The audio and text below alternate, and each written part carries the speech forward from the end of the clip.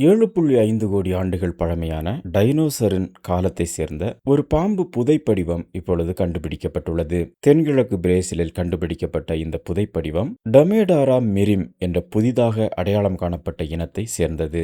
இது 75 முதல் 85 மில்லியன் ஆண்டுகளுக்கு முன்பு டைனோசர்கள் பூமியில் வாழ்ந்த பிந்தைய கிரெட்டேசியஸ் காலத்தில் வாழ்ந்துள்ளது. சுமார் 42 சென்டிமீட்டர் நீளம் கொண்ட இந்த பாம்பு அந்த காலத்தில் செழிப்பாக இருந்த நிலப்பரப்பில் டைனோசர்கள், முதலைகள், ஆரம்பகால பறவைகளுடன் சேர்ந்து வாழ்ந்தது தெரிய வந்துள்ளது. டைனோசர் காலத்தை சேர்ந்த பாம்பு புதைப்படிவங்கள் கிடைப்பது மிகவும் அரிதானது. மேலும் பெரும்பாலானவை அந்த விலங்கு எவ்வாறு பரிணாம வளர்ச்சி அடைந்தது என்பதை பற்றி அதிகம் வெளிப்படுத்த முடியாத அளவிற்கு முழுமையற்றதாக விஞ்ஞானிகளுக்கு கிடைத்துக் கொண்டிருந்தது. ஆனால் இந்த டமேடாரா மிரிம் பாம்பின் மண்டை ஓடு எச்சங்கள் விஞ்ஞானிகள் ஆய்வு செய்ய தேவையான அளவிற்கு பாதுகாப்பாக இருந்துள்ளது. விஞ்ஞானிகள் இந்த பாம்பின் மண்டையோட்டின் சுமார் 60% பகுதியையும் முதுகெலும்பின் 70% பகுதியையும் மீட்டெடுத்துள்ளனர். இது உயர் தெளிவு திறன் கொண்ட சிடி ஸ்கேன்களை பயன்படுத்தி அந்த பாம்புடைய மூளை அமைப்பை மீண்டும் உருவாக்க அவர்களுக்கு உதவியுள்ளது. இந்த ஆய்வின் மூலமாக அந்த காலத்தில் வாழ்ந்த பாம்புகள்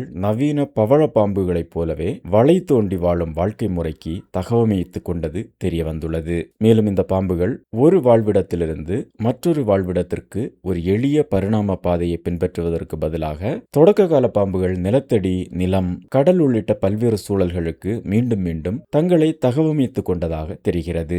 பாம்புகளின் பரிணாம வளர்ச்சி முன்பு நினைத்ததை விட மிகவும் ஆற்றல் மிக்கதாக இருந்தது என்பதை இது உணர்த்துவதாக ஆராய்ச்சியாளர்கள் கூறுகின்றனர். தொடக்க கால பாம்புகள் அனைத்தும் ஒரே மாதிரியான வாழ்க்கை முறையை பகிர்ந்து கொள்வதற்கு பதிலாக வெவ்வேறு மரபு வழிகள் மூலமாக மில்லியன் கணக்கான ஆண்டுகளாக தங்களுடைய சொந்த சிறப்பு வாழ்க்கை முறைகளை உருவாக்கியுள்ளது. சுமார் 170 மில்லியன் ஆண்டுகளுக்கு முன்பு ஜுராசிக் காலத்தில் பல்லி மூதாதையர்களிடமிருந்து பாம்புகள் பரிணாம வளர்ச்சி அடைந்ததாக நம்பப்படுகிறது. இருந்தாலும் அக்காலத்தில் புதைப்படிவ பதிவுகள் மிகவும் குறைவாக கிடைப்பதால் அந்த உயிரின குழு எவ்வாறு தன்னுடைய அவயங்களை இழந்து அதன் தனித்துவமான நீளமான உடல்களை வளர்த்து கொண்டது என்பதை விஞ்ஞானிகளுக்கு புரிந்து கொள்வது கடினமாக உள்ளது. புதிய புதைப்படிவத்தில் அதன் பற்களோ இடுப்பு பகுதியோ பாதுகாப்பாக கிடைக்கவில்லை என்றாலும் பின்னங்கால்களை கொண்டிருந்த மற்றொரு பழங்கால பாம்பான நஜாஷ் ரியோநெக்ரினாவை போலவே டமேடாரா மிரிம் அநேகமாக வலிமையான பின்னங்கால்களை தக்க வைத்திருக்கலாம் என ஆராய்ச்சியாளர்கள் நம்புகிறார்கள். பாம்புகளின் மூதாதையர் இனம்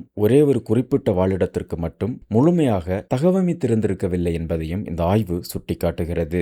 இப்போதுள்ள பாம்புகள் பல்வேறு வகையான வாழிடங்களுக்கு ஏற்ப பல வகைகளாக பிரிந்து பரவுவதற்கு முன்னதாக ஆரம்ப காலத்தில் பாம்புகள் நிலத்தடியில் வளை தோண்டி வாழ்வதற்கும் நிலத்தின் மேற்பரப்பில் ஊர்ந்து செல்வதற்கும் இடைப்பட்ட ஒரு வாழ்க்கை முறையை வாழ்ந்திருக்கலாம் என கருதப்படுகிறது. டைனோசர்களின் காலத்தில் பூமியின் மிக வெற்றிகரமான ஊர்வன வகைகளில் ஒன்றான பாம்பினங்கள் எவ்வாறு தோன்றின என்பதை விளக்குவதற்கு இந்த ஆய்வு உதவுகிறது என சொல்லப்படுகிறது. மேலும் பாம்புகளின் பரிணாம வளர்ச்சியின் ஆரம்ப கட்டத்தை பற்றிய மிக தெளிவான முழுமையான புரிதலை இந்த ஆய்வின் மூலம் தெரிய வருவதாக விஞ்ஞானிகள் கூறுகின்றனர்.